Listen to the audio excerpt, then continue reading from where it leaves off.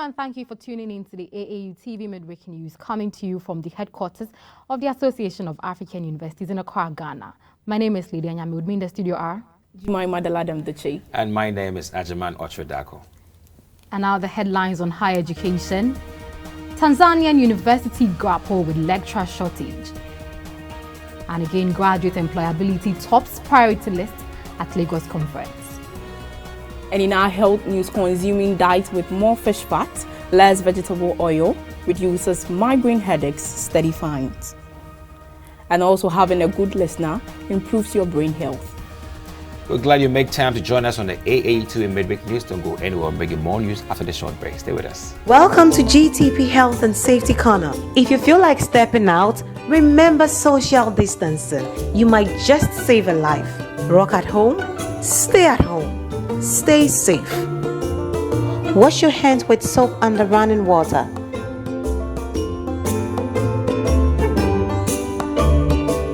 Spaced out but still in touch. Check in on your loved ones and stay safe. GTP, timeless. Welcome back from the break. And university heads in Tanzania have voiced out concerns over the shortage of qualified lecturers. This revelation was made during a meeting that brought together the government, university vice-chancellors and key education stakeholders in Dar es Salaam. The vice-chancellor of Mzumbe University, Professor Lugano Kusuluka, said the problem of lecturer shortage in Tanzania remains unsolved despite many appeals. Responding to the request, the Minister of Education, Science, Technology and Vocational Training, Professor Joyce Indalichako, mentioned that the problem was well documented and that there was an allocation of funds that would provide scholarships to 1,000 academics and make it possible for them to qualify for university teaching. A 2017 report by the Tanzania Higher Learning Institutions Trade Union had put the shortage of academic staff in the country's higher education institutions at 44%. Figures from Tanzania Commission of Universities show that the number of university academic staff increased from 6,228 in 2019 to 7,187 in 2020. At the same time, student enrollment has increased by an average of 4.7% annually. Well, there we have it. Tanzania universities highlighting a continental issue, an issue that isn't just Tanzania alone that is suffering from. A lot of African countries are having problems with lecturer shortage. But let's first of all discuss the average or standard student to lecturer ratio in our higher education institutions. First of all, I would say, speaking from a layman's point of view, student-lecturer ratio simply means a number of students to a lecturer in the university. Okay. So, for instance, if the student-lecturer ratio is 5:1, then that means 5 students to 1 lecturer in the university.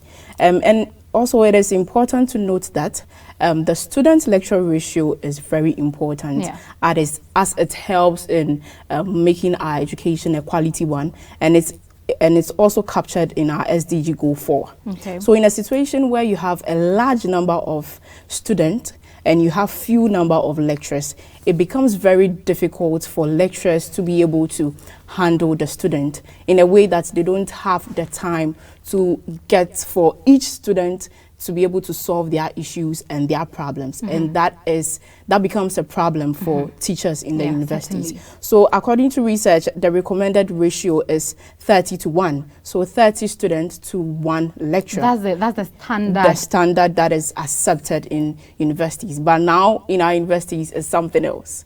I think Agyemang will add more to it. Okay. I think looking at the best practices, the big universities in the US, like the Harvard universities, looking at very competitive ratios that's 20:1, 70:1, 60:1, compared to some other ratios like 100:1. You can find that somewhere on the African continent. But I want to mention something that Jemima mentioned about the SDG goal number 4, which talks about quality education. And digging deep into it, I found that there are targets for each SDG, and the target number 4C for the goal 4 talks about the increase in the supply of quality teachers or quality lecturers in developing countries.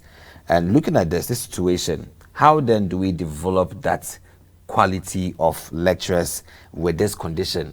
In this case, where we are not producing that much. Yes. For some reasons, we are battling with the issues of gross enrollment ratio, where we're not able to massify higher education in Africa. We have few students who are advancing to tertiary education, whilst many of them are behind. This is really disturbing the quality of lectures we're bringing out. So if you don't train a lot, how then you get a lot to take care of the students? So I think we'll be talking more about the other challenges and how that can also affect the issue. You know, I was glad when Jemima said the average ratio is 30:1. But some institutions out there are doing marvelously well. Because an institution like Harvard, for instance, has the student-to-lecturer ratio to be 7:1. That's really We good. have Yale University going with 6:1. Sure. And it is pathetic. I have some figures here from some universities in Tanzania, and it says, as of 2020, education programs enrolled 54,156 students against 524 lecturers. If you do the math, this is basically 103:1. One lecturer. What at all aren't we doing right in Africa? Well, I believe, I just want to just take a cue for what we saw in the article from Tanzania. In 2020, they had 51,489 students compared to 700 lecturers at the moment. You can see the huge gap. How can 708 lecturers handle a population of 51,489 students? That's a lot. We are looking at the inadequate infrastructure capacity in our education institutions. I mean, if you really want to train more lecturers or more teachers, then you need to have that infrastructural capacity of a sort to be able to train them more. We don't have that capacity to expand the range of training these teachers. And we are down in expertise. We say that we have brain drain. Yeah, we train them. The least we train are drained away because they see better offers flying overseas, whilst we give very poor conditions, working conditions of service. And the fear to massify with less emphasis on quality.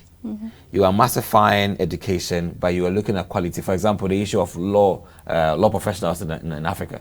We can't train so many law professionals because we think that they are not qualified. Some qualify, but the institutional capacity is very low. They can't consume them all. So we complain that, we don't have enough lawyers in the country. We don't have enough doctors or professionals of a sort. But we also don't have the capacity to train a lot of them. What stops us? So we lack that deliberate will to expand our institutions and make sure that we are massifying education and we are also keeping a close eye on quality. That is the way to go. Okay, you know, Jemima has mentioned a few causes, or let me say the primary cause of this shortage of lecture, but do you have anything else you'd want to add? I would say one is the funds. You know, most lecturers would like to actually attain their highest level of education, which is the PhD, to be able to get there and teach in the lecture classrooms. But, you know, along the line, it's the funds to pursue the education to that level sometimes becomes difficult. So some lecturers would even stop as early as after attaining their bachelor's degree.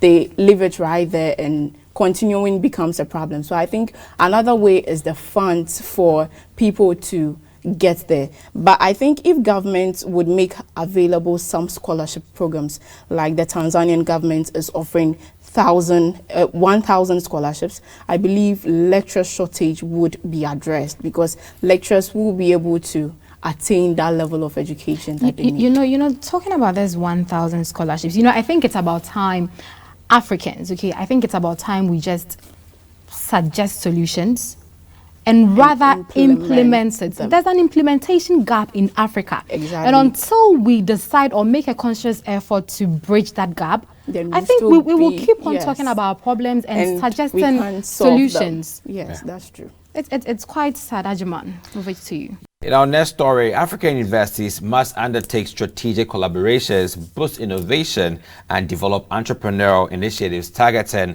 the needs of students to remain relevant in the future at this year's UNILAG International Week 2021. The issue of graduate employability formed the core of discussions when public and private sector tertiary education experts gathered over Zoom and in person to discuss the future of African universities at the second edition of the University of Lagos UNILAG International Week Conference. The conference united researchers, policymakers, regulatory and funding agencies, educational institutions and businesses to explore ways to enhance research collaborations, promoting economic development through speeches and panel discussion. The 3-day on and offline blended event from October 12 to 14th had speakers highlighting the need for African universities to take a more consumer-centric approach, focusing on what students need to learn in a changing world, preserving education relevance. The employability of graduates leaving African universities, along with how universities can promote entrepreneurship, was a major talking point. Gone are the days when you finish from the university and just get a job, Professor Oluwatoyin Ogundipe, the Vice-Chancellor of UNILAG, told University World News. Now, what we are telling our students is that right from the time you are in the university will register companies for you and the university will get the startup grant for you to start something. In 2020, the UNILAG Senate approved an entrepreneurship curriculum for the university.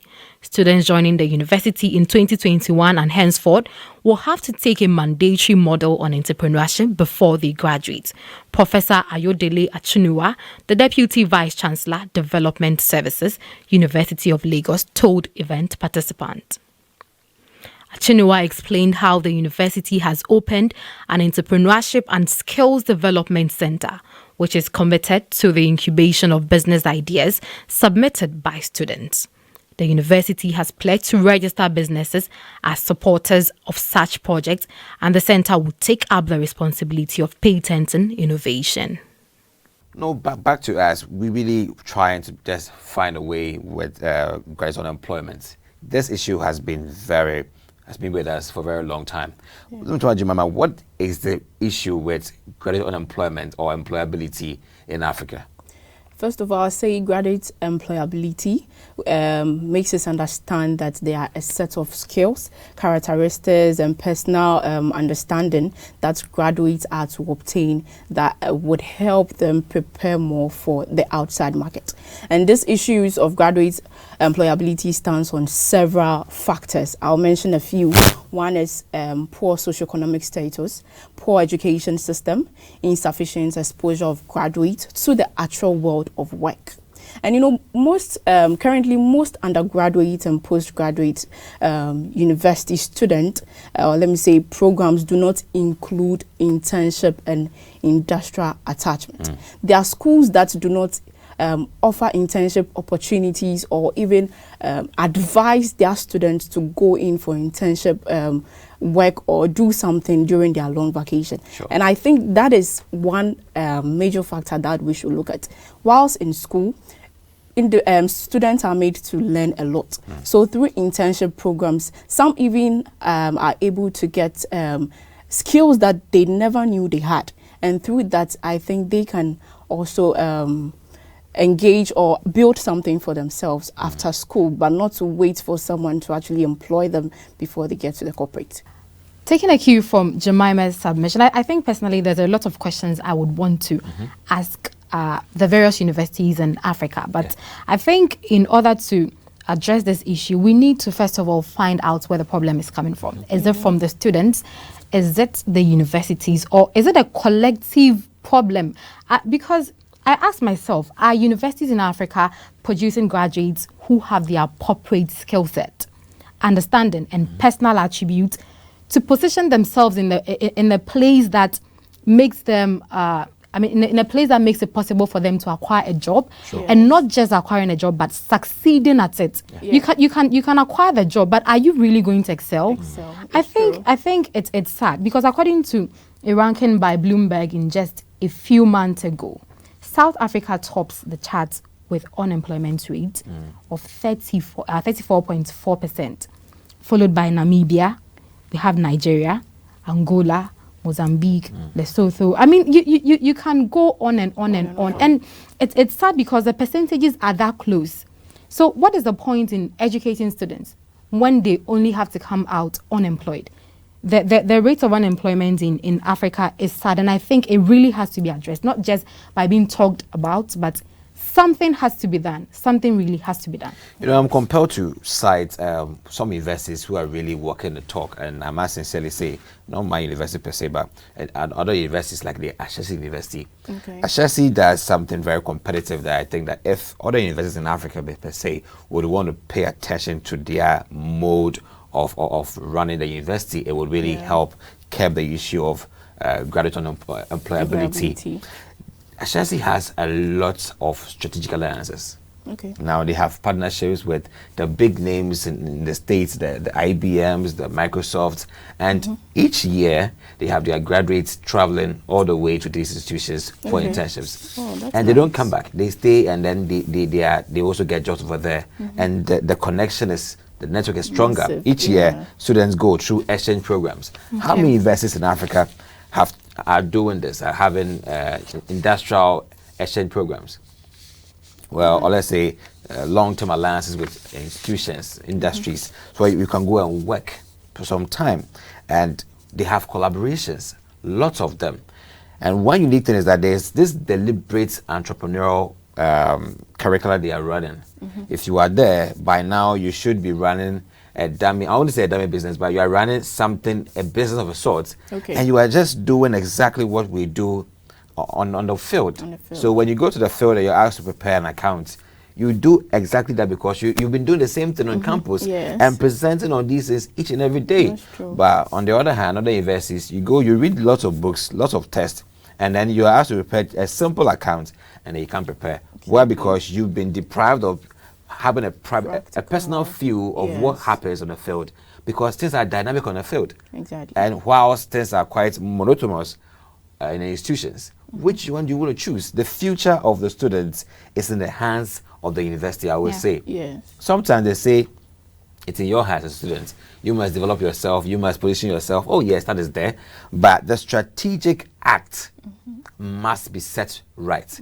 And that is from the university doing their work right. Has there been any graduate employability research by any university to assess why is it that my students are not getting jobs right after graduation?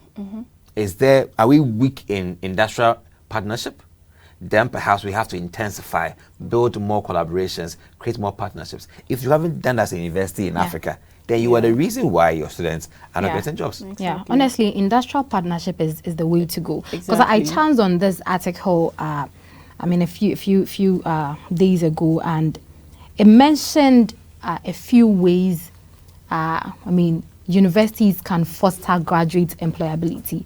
And it will surprise you that almost everything in the article just kept pointing to developing university industry partnership. I mean, it mentioned other points that says universities must align the education with the country's development plans. There has to be regular university curriculum reviews, and then strengthening the quality assurance. But I think if universities would start with industry partnership, at least we can get somewhere. But then also students also have a role to play. It will surprise you that some students just go to school and they think the only thing they need to do is to just study their books, write their exam, and come home. But students must take on leadership positions. You must pursue it. You must engage yourself in social activities, because by doing this, you build your social skills.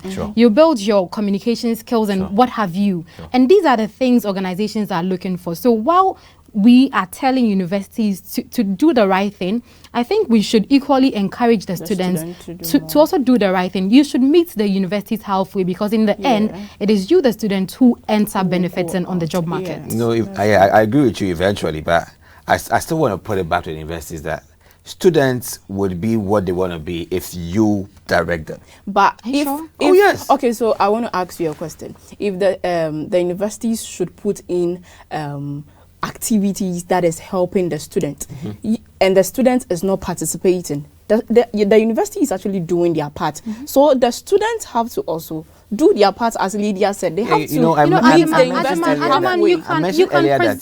You can present a bag of gold to someone, put it in front of them, but if they decide not to pick it up, of course, it's just an item. You see, students must make a conscious effort. It's almost less a handful of cases where you have students who have all the opportunity for them to succeed, but don't make the best out of it. Only a few. Are you sure? Yeah, but some universities don't even have that structure. I will only agree if you can scientifically prove this, because exactly. I completely disagree with statistics. Exactly. It's true. That's difficult, It's true. My point is that some universities don't even have the structures you are bringing on board. So now, what about the ones that have it and the students are not helping? They are doing well. And are you sure it's all students that are helping that? Would you bypass all the leadership, entrepreneur incubation, and other structures and institutions just to help you grow? You haven't met some students before. You can't. Oh yeah, I know. You can't actually talk for all students. Agyemang, it seems Jemima is talking from experience. So let's just take All I want to say is that some of the things we mentioned over here are quite strategic. Well, and students don't have the opportunity to contribute to these things. Okay. They have to be manned by institutional management. Only when they do these things that students will also appreciate and benefit from. Because eventually... See, we are not disputing what you're saying, okay? But it will also surprise you to know that some students are sometimes given the opportunity to even do their internships in certain organization, and they have no idea on networking. Having been given the opportunity to even, you don't even know how to network. No, this comes to the issue of networking. What is networking? It's all about just building good, healthy, and very relevant contacts that you need for yourself or for your future. All these things have to be taught. Why are we there in the first place? Students are in the universities to be trained and developed. You see, you have to understand from my point that we are here for a whole new advancement we have not gotten. If we had it, why were we here? We are here because we need that advancement. That's what I'm trying to make you understand, that just going to the university isn't just about you being in the lecture hall. Exactly. Every single activity contributes to your education. Exactly. So if there are social activities, I think that is the best place to actually learn how to network. Exactly. A lecturer can teach you whatever he has to, but you need to practicalize it. Exactly. But here's a case you're in school and... Good enough. See, the point you're making is on point. All these social activities are very good to help develop us, to spur opportunities. Unfortunately, for some cases, these initiatives are not existent.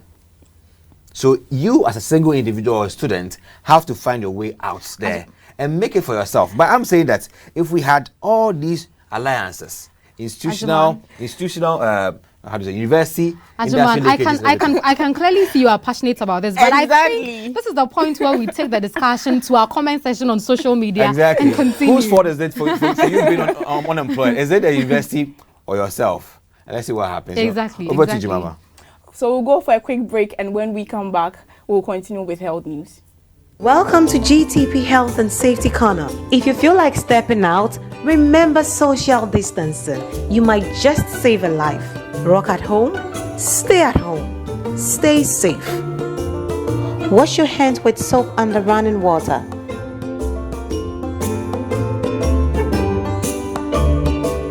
Spaced out but still in touch. Check in on your loved ones and stay safe. GTP, timeless. So moving on to our health news. A diet higher in fatty fish help frequent migraine sufferers reduce their monthly number of headaches and intensity of pain compared to participants on a diet higher in vegetable-based fat and oil, according to a new study. A diet higher in fatty fish helped frequent migraine sufferers reduce their monthly number of headaches and intensity of pain compared to participants on a diet higher in vegetable-based fats and oils, according to a new study. The findings by a team of researchers from the National Institute of Aging (NIA) and the National Institute on Alcohol Abuse and Alcoholism (NIIA) and part of the National Institute of Health and the University of North Carolina UNC at Chapel Hill were published in the July 3rd issue of the BMJ.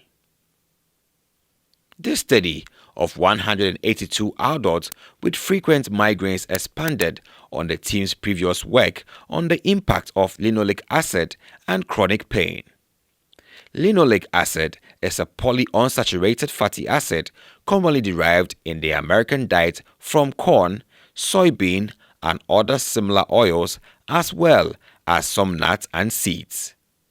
In a 16-week dietary intervention, participants were randomly assigned to one of the 3 healthy diet plans. Participants all received meal kits that included fish, vegetables, hummus, salads, and breakfast items. One group received meals that had high levels of fatty fish or oils from fatty fish and lowered linoleic acid. A second group received meals that had high levels of fatty fish and higher linoleic acid. The third group received meals with high linoleic acid and lower levels of fatty fish to mimic average US intakes. The diet lower in vegetable oil and higher in fatty fish produced between 30% and 40% reductions in total headache hours per day, severe headache hours per day, and overall headache days per month compared to the control group. Blood samples from this group of participants also had lower levels of pain-related lipids. Despite the reduction in headache frequency and pain, these same participants reported only minor improvements in migraine-related overall quality of life compared to other groups in the study. That is an interesting one. But first of all, I would want us to discuss what migraine is and how people develop migraine. Lydia, would you like to start with us? You're putting me on the spot. I think you should have gotten me a lab coat or something. So anyways, migraine is a common neurological disease that causes a variety of symptoms. Most of it happens with throbbing and pulsing, headache. Most times it happens on one side of the head. It could be the left, the right, the back. I mean, it happens. And most likely, migraines are most likely to get worse with physical activity, with light, with sound, and with smell. And also it may last for 4 hours to 3 to 4 days. And then it is triggered by stress, hormonal changes, exercise, and then sometimes the food you take in. Agyemang. Yeah, I think it's similar to what Lydia has just shared with us. A headache, which is quite intense, and with virus as well, accompanied by some signs of nausea and sensitivity to light. Basically, the starting is that chronic pain is quite unbearable. Migraine seems to be one of them. That's true. Agyemang, I want us to clarify the fat variants in fish fat and vegetable oil. Yeah.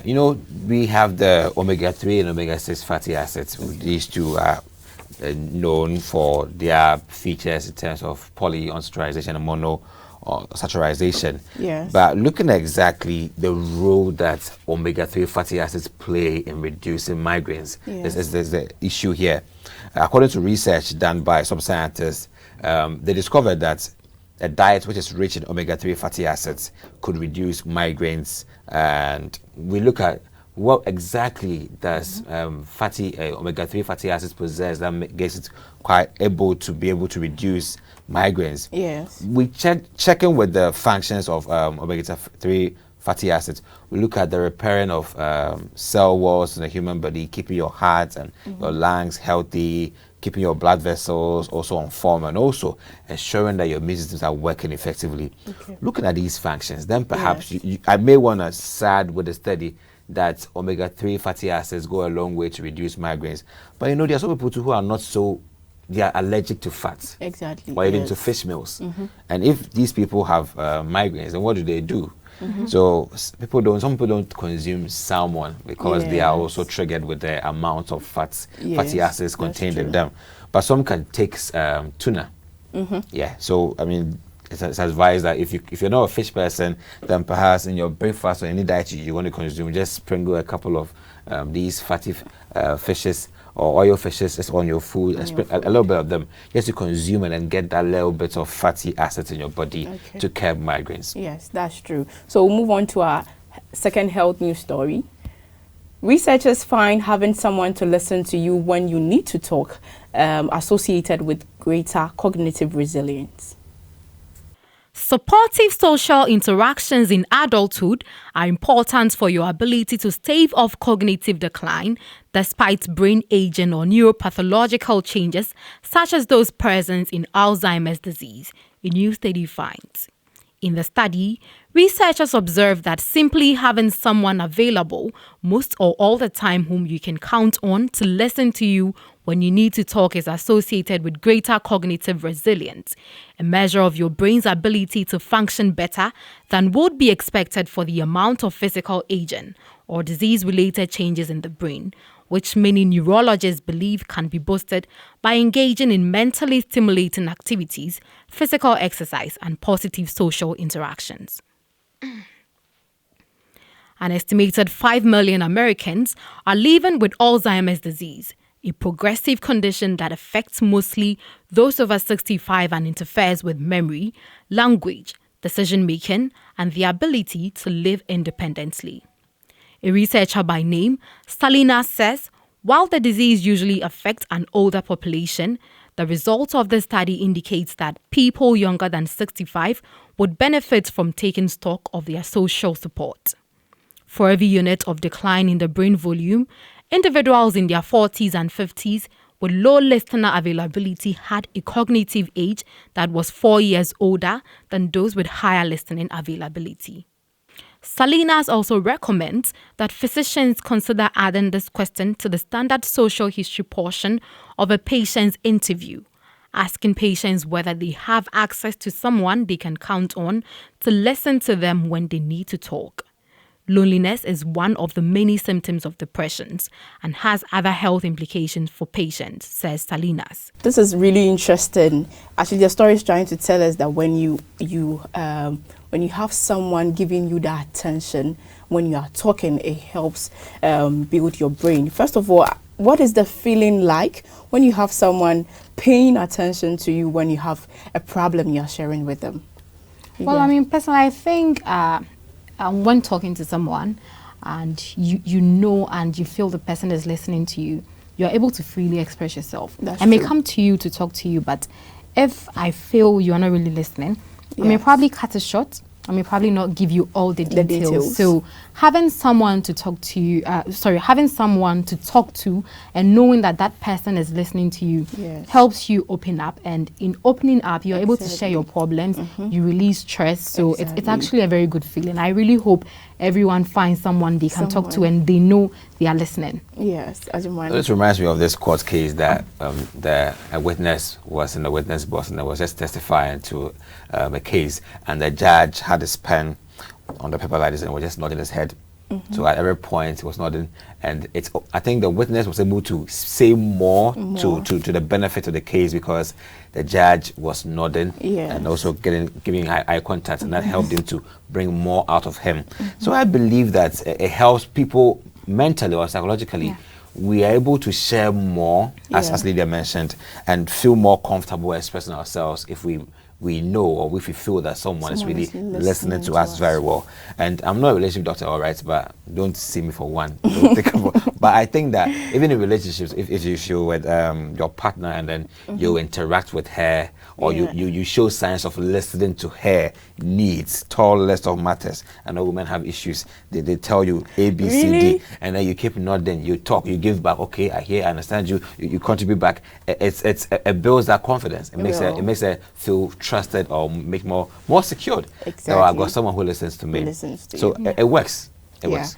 But what do you think is the relationship between good listening and your brain health as an individual? I think that it is more psychosocial, psychologically, and also its social effects on every human being. Because if I think that someone listens to what I tell them, I'm more comfortable and more confident in living because at least I know somebody knows my issues, so I'm not bearing them alone. Exactly. But if I live alone and then I tend to always harbor my own issues in me, I tend to a bit be a bit, I go psycho. We call something soliloquy or solitude when you talk to yourself. So because there's no one to listen to you, so you ask your own questions, and you answer your own stuff, and then you ask your furniture. Yeah. Am I wrong? Am I right? Like because you have no one to help you. So that's true. There's a relationship where we are able to feel better. We're able to live sound lives. And balanced lives if we feel that we have people who listen to us and make us feel that we're all right by just listening to us. Yeah. Well, that is all for the news, and in wrapping up, let's take a quick recap of the headlines. On higher education, Tanzanian university grapple with lecturer shortage, and also graduate employability tops priority list at Lagos conference.